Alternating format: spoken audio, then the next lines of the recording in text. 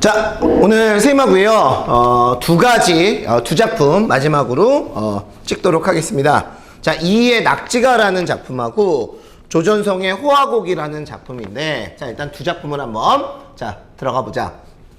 우선 이의 낙지가는 선생님이 6평 전에 한번 강의를 하고, 그 다음에 6평 이후에도 한번 더 강의를 할 텐데, 이게 굉장히 긴 좀 장편 가사라, 일단 6평 이전에는 쌤이 간단하게 흐름만 좀 얘기를 좀 해주고 그 다음에 6평 이후에 좀 자세히 얘기를 들어가도록 할게요. 이게 워낙 장편 가사이기 때문에. 자, 우선 쌤하고 오늘 24페이지에 나와 있는 내용을 여러분 들어갈 텐데, 혹시 만에 하나 이번 6평에 낙지가가 나올 수도 있어요, 여러분. 근데 낙지가가 나오더라도 선생님은 거의 여기에 나와 있는 24페이지 부분만 나올 가능성이 있다라고 생각을 해. 왜냐면 여기에 나와 있는 이 부분 외에는 다른 부분은 문학사적으로 이렇게 설명된 것도 그렇게 많이 없고. 이해가지? 자, 그렇다고 하더라도 쌤이 이런 얘기는 잠깐만 해줄게.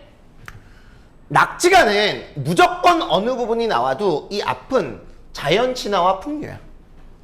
자, 자연친화와 풍류. 자, 거기에 이제 플러스 알파가 들어가는데, 이 작품이 봄, 여름, 가을, 겨울 이렇게 진행되어 있어. 자, 봄에는 자연친화와 풍류 외에 임금에게 음식을 바치고 싶다, 충의 얘기에 대한 얘기가 나오고, 자, 그 다음에 여름에는 자연친화와 풍류 외에 제철 음식으로 부모 공양을 하고 싶다라는 효에 대한 얘기가 나오고, 이 글의 작가가 여러분 이율곡, 그럼 아무래도 전통적인 유학자이기 때문에 충과 효를 중시 여길 수밖에 없겠지. 그러니까 자연친화와 풍류 외에 이런 얘기를 쓴단 말이야. 자, 그 다음에 가을에는 자, 풍년이 들었습니다. 임금의 은혜에 대한 감사, 충이 나오고요. 그 다음에 낚시로 부모 공양을 해. 효에 대한 얘기가 나오지. 다시 한번 말하지만 이게 자연친화와 풍류가 기본 베이스로 깔리고 이런 이야기들이 플러스가 된다는 얘기지. 그리고 마지막 겨울에는 아무래도 밖으로 나가기가 그렇지. 그래서 여기에는 학문에 정진하는 화자의 이야기가 나옵니다. 자, 요 얘기는 쌤하고 나중에 육모 이후에 자세히 쌤하고 이제 수업을 여러분 할 거고. 자, 그럼 이제 이 다음에 이어지는 봄, 여름, 가을, 겨울에 이어지는 결사 부분에 해당하는 부분을 자, 한번 얘기를 한번 해보도록 할게요. 자, 우선 물의 근원에 대한 생각. 자, 자연의 섭리가 앞부분에 나옵니다. 자, 여파가, 자, 여파에다가 동그라미 쳐. 자,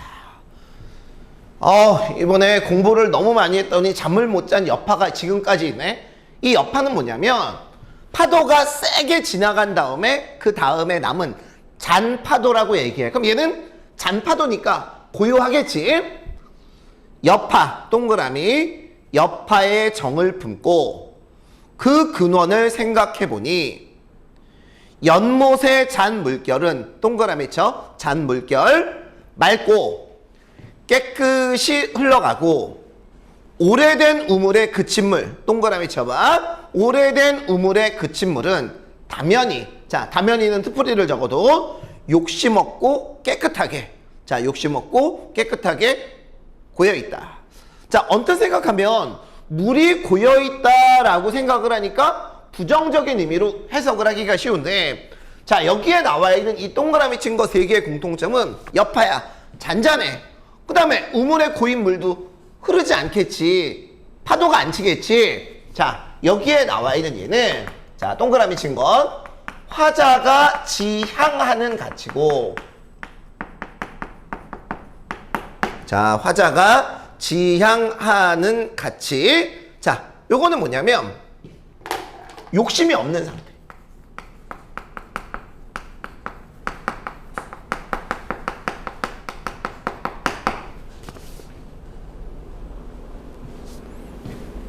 자, 됐죠?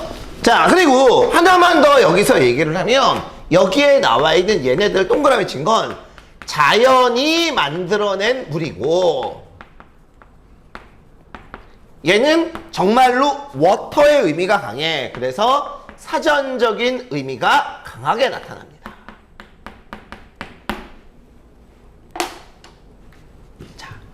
됐지? 자, 그런데 자, 그 다음은 부정적 현실 인식이라고 나오네. 자, 볼게요.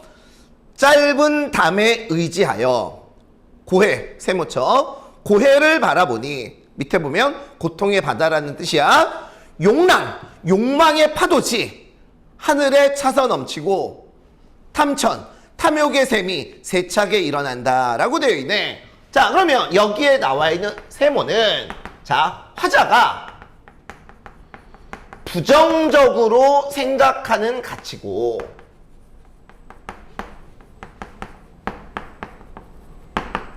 자, 얘는 욕심이 많은 상태를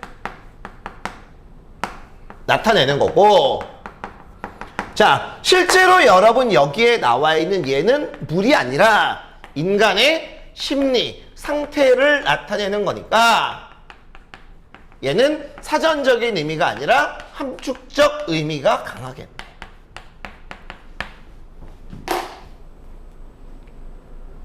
자, 여기까지 됐지? 자, 그 다음 부분이 너무 중요해. 자, 밑줄 그어. 흐르는 모양이 막힘이 없고 기운차니. 얘가 왜 되게 중요하냐면 자, 별표 쳐놔. 언뜻 생각하면 흐르는 모양이 막힘이 없고 기운차다. 좋은 의미 같지? 얘들아, 여기 봐. 여기에 나와 있는 동그라미하고 세모 친 것 중에서 흐르는 모양이 막힘이 없고 기운찬 건 위에 거야, 밑에 거야? 그렇지! 밑에 거지. 얘는 고요하잖아. 얘 막 흐르는 거야, 이렇게. 자, 그럼 여기에 나와 있는 밑줄 친 거는 부정적이야, 얘들아. 부정적.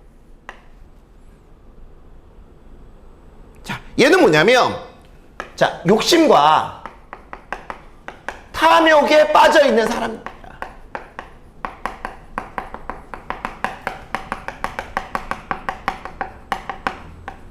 자, 이런 사람들이 많으니 나를 알 사람이 누구인가? 됐어? 세상 사람들은 탐욕과 욕심에 되게 강해. 근데 나는 그렇지 않단 말이야. 그러니까 탐욕과 욕심이 많은 사람 중에 나를 알 사람이 누구인가? 없겠지.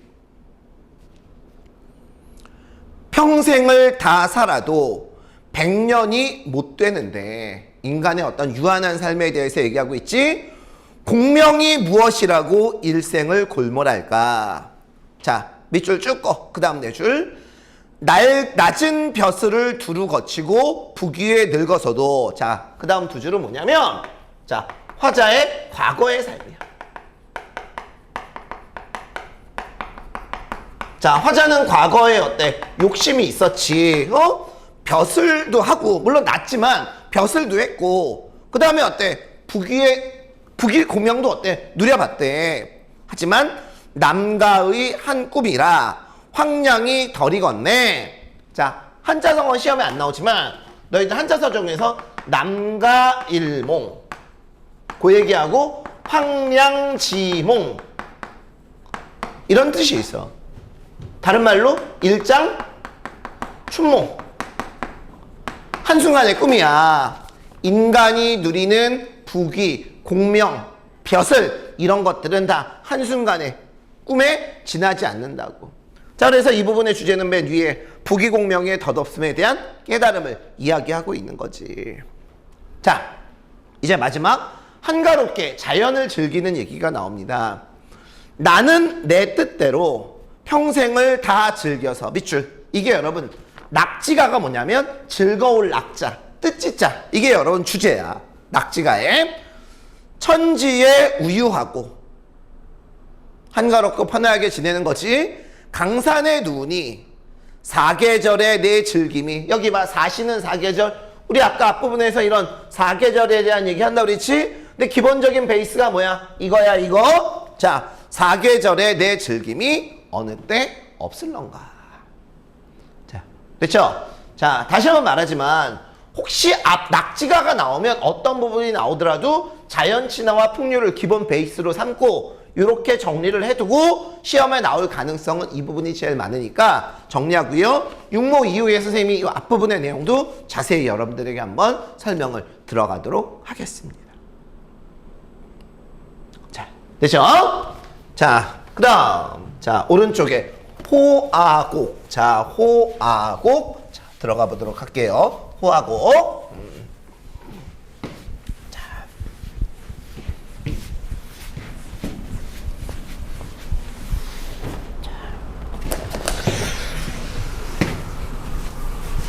자, 우리 딱 봐봐. 연시조야. 4연의 연시조거든?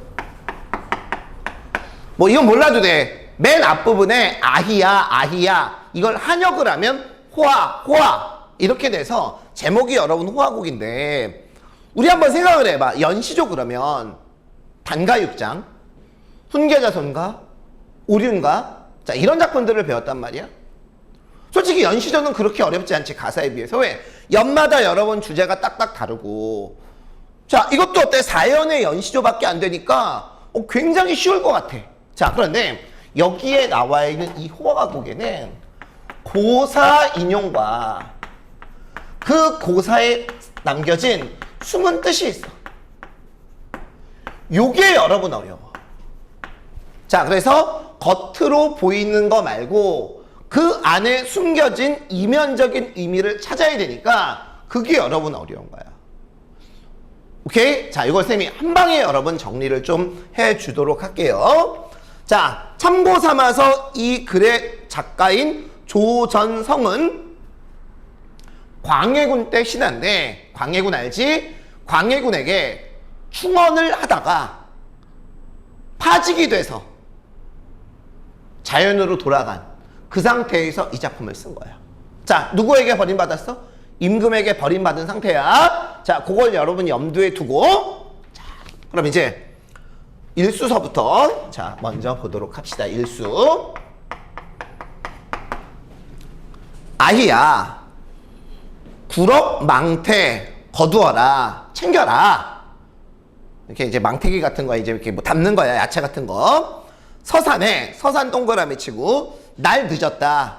야, 벌써 늦었어. 우리 빨리 가야 돼. 망태 챙겨.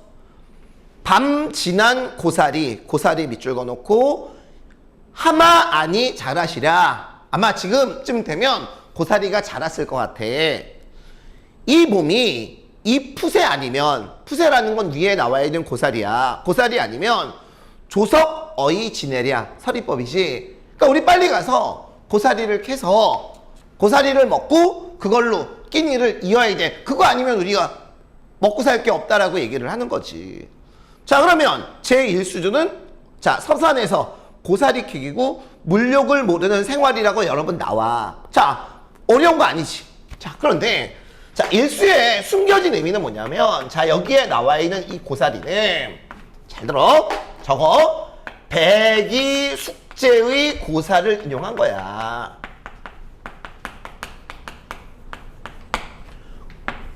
자, 백이 숙제가 지조와 절개를 지키기 위해서 산에서 고사리만 키워다 먹었다라는 그런 얘기지. 자, 그러면 결국 이 작품에서 일수에서 나타내고 싶은 건 뭐냐면, 임금이 나를 버렸지만 임금에 대한 지조, 절개, 충성은 변함이 없다. 요걸 여러분 드러내고 싶었던 거지. 자, 이 고사를 통해서 변함없는 자, 지조, 절개, 충성, 자, 요런 것들을 나타내고 싶었던 거야. 자, 그 다음에 제 2수를 여러분 보도록 할게요. 아희야, 되롱삿갓 차리어라. 소박한 옷차림이야. 동쪽 동그라미 쳐놓고 동쪽 시내에 비 내렸다. 자, 비가 내려서 동쪽 시냇가에 물이 불었어. 자, 우리 가서 낚시하자. 기나긴 낚싯대에 밑줄 그어 갈고리 없는 낚싯바늘, 밑줄 그어 갈고리 없는 낚싯바늘. 자, 그러면 갈고리 없는 낚싯바늘은 결국 이 사람은 고기를 낚지 않겠다는 얘기야. 낚시에 어때? 바늘이 없어. 쌤, 요거는 그럼 도대체 뭘까? 이제 좀 이따 얘기할게. 저 고기 놀라지 마라. 너 놀라지 마. 나 너 잡으려 온 거 아니야? 그냥 내 흥에 겨워 하노라. 자, 그러면 거기에 나와 있는 제2수는 동쪽 시내에서 낚시하기. 낚시를 즐기는 한가한 생활. 뭐 별거 아닌 것 같아. 자, 그런데 갈고리 없는 낚싯대 있지. 자, 갈고리 없는 낚싯대는 자, 낚시야. 갈고리 없는 낚시. 자, 요거는 혹시 들어봤어? 낚시꾼의 대명사 강태공. 자, 강태공의 고사를 인용한 거야. 근데 여기에 나와 있는 이 강태공이 낚싯대 없는, 갈고리 없는 걸로 낚시를 했던 이유는 뭐냐면 때를 기다리는 거였어. 나를 알아줄 임금을. 이해가요? 자, 그러면 결국 여기에서 숨겨진 의도는 그냥 한가하게 낚시를 하는 것 같지만 결국 물론 잠깐만 봐. 무욕의 경지, 욕심이 없는 경지야. 이것까지는 여러분 누구나 더 캐치할 수 있지. 자, 그런데 여기서는 뭐냐면 자기를 알아줄 군주를 기다리는 거야. 이 말은 뒤집으면 광해군이 자신의 마음을 다시 알아줬으면 하는 마음을 갖고 있는 거야. 여기까지 이해가? 그러니까 이 작품이 되게 쉬우면서도 어려운 게 겉으로는 이런 단순한 자연 친화적인 내용을 담고 있지만 고사의 인용을 통해서 어떤 현실 정치에 대한 얘기, 그런 얘기를 하고 있기 때문에 이 작품이 만만치 않은 거예요, 얘들아. 자, 그러면 제 3수를 여러분 보도록 합시다. 제 3수. 아희야, 죽조반다오. 남쪽 동그라미, 남쪽 밭에 일이 많구나. 서툴은 따비, 그냥 농기구야. 농기구를 누구와 마주 잡으려뇨? 이 사람은 결국 양반이었으니까 농기구를 다루지 잘 못했을 거 아니야. 이제 농기구를 이제 다루고 싶은 거야. 두어라.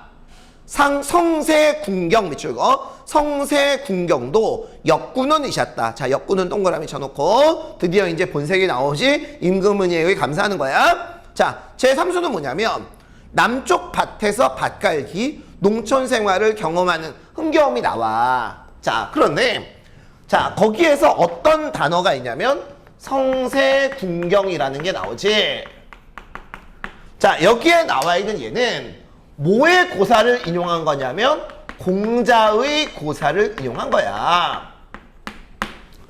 자, 공자의 지인들이 공자와 그 제자들에게 뭐라고 얘기를 했냐면 이제 속세를 떠나서 그냥 농사나 짓는 게 어떠십니까? 라고 얘기를 했을 때 여기에 나와 있는 공자가 뭐라고 얘기를 하냐면 자, 우리가 사람들과 같이 있지 않고 누구와 같이 있겠느냐? 자기는 어때? 사람들과 같이 살겠다라고 여러 번 얘기를 하지. 자, 결국 여기에 나와 있는 이거를 통해서 자, 겉으로 보면 농사에 대한 얘기를 하고 있는 것 같지만 공자의 고사를 통해서 현실, 가로치고 정치에 대한 관심을 보이고 있는 거라. 그러니까 지금 여기까지 보면 알겠지만 겉으로는 자연 속에서 농사짓고 즐겁게 지냈는데 그 기저에는, 밑바탕에는 현실에 복귀하고 싶은 그런 마음이 깔려져 있는 거고, 거기에 어때? 역구는 임금의 은혜에 대한 감사! 임금 이것 좀 봐봐! 나 좀 봐! 이런 얘기를 하고 있는 거라고. 그래서 이 작품이 여러분 시험에 나왔을 때 안 배우면 겉으로만 보는 것만으로는 문제 풀기가 굉장히 힘들어. 물론 이런 얘기가 보기로 나오겠지. 하지만 확실하게 알아두는 거하고 아닌 거하고는 큰 차이점이 있다고. 자, 제 4수 봅시다. 아희야, 소 먹여내어 북쪽 마을에 새술 먹자. 대취한 얼굴을 달빛에 실어오니 어즈버 밑줄거 희왕상인을 오늘 다시 보는구나. 자, 그럼 제 4수의 주제, 북곽에다 동그라미 쳐. 자, 북쪽이야. 북쪽 마을에서 술 마시기. 태평성대 속에 즐기는 풍류야. 자, 우선 이 작품이 서쪽, 동쪽, 남쪽, 북쪽, 동서남북, 오케이? 방향에 의해서, 공간에 의해서 진행이 되는 건 알겠지? 자, 공간의 이동이야. 자, 그런데 여기에 나와 있는 얘도 그냥 술 마시고 그런 얘기 같아. 자, 근데 여기서 이제 알아둬야 될 게 뭐냐면, 자, 희황상인. 자, 여기에 나와 있는 희황은 복희황제 때. 이게 여러분 다른 말로 태평성대야. 이 황제 때 굉장히 잘 살았대. 자, 태평성대. 자, 상인은 윗사람인데 그냥 한가한 사람 정도로 생각을 하면 돼. 자, 그럼 여기에 나와 있는 희왕상인은 결국 화자, 자신을 가리키는 말이야. 어집어 태평성대에 한가한 사람을 오늘 다시 보는구나. 그럼 결국 여기에도 임금 지금 태평성대야. 설마 광해군이 다스릴 때가 태평성대는 아니겠지. 물론 좋은 일을 해서 충원을 해서 자연속으로 왔지만 그래도 임금에 대해서 이렇게 이제 좀 아부도 떨고 그래야 현실로 여러분 돌아갈 거 아니겠냐고. 이해가지? 결국 이 작품은 두 가지, 겉으로 드러내고 싶었던 건 자연 속에서의 즐거움인데 그 속에 숨겨진 뜻은 현실 정치에 대한 관심을 드러내고 있다라는 그런 얘기고, 다시 한번 정리하지만 공간의 이동, 서쪽, 동쪽, 남쪽, 북쪽. 자, 여기까지 정리를 하면은 될 것 같습니다. 자, 이렇게 해서 선생님하고 수특에서 이번 육모에 나올 만한 작품들을 다 정리를 한번 해봤고, 좀 빨리 찍었어요 여러분. 마지막이니까. 그리고 여기서 좀 미진했던 부분들은 육모 이후에 다시 선생님하고 보도록 할게요. 자, 오늘 여기까지 나가죠. 수고하셨습니다.